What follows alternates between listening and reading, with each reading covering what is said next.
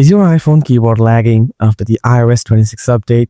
It's often caused by background processes, cache buildup, or new system bugs that come with the update. But don't worry, in this video, I'll show you some simple fixes to fix the keyboard lag in iOS 26. Let's get started. Solution 1. Disable predictive text and autocorrection. First, open the Settings app, then tap on General. Now scroll down a little bit. After that, tap on Keyboards. Scroll down again.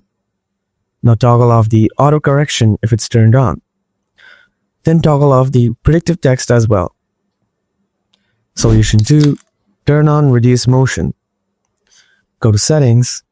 Scroll down a little bit. After that, tap on Accessibility. Then tap Motion.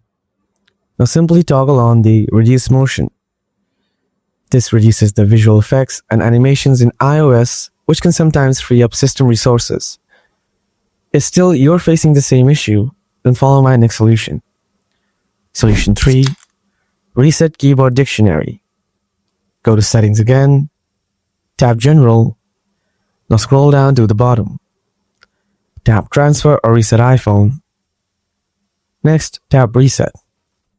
Then tap Reset Keyboard Dictionary. Enter your passcode if prompted and confirm. This clears all custom words you've taught your keyboard. A corrupted dictionary can sometimes cause lag.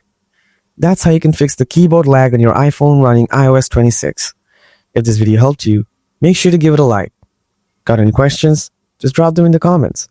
Thanks a lot for watching. I'll catch you in the next one. Until then, stay tuned.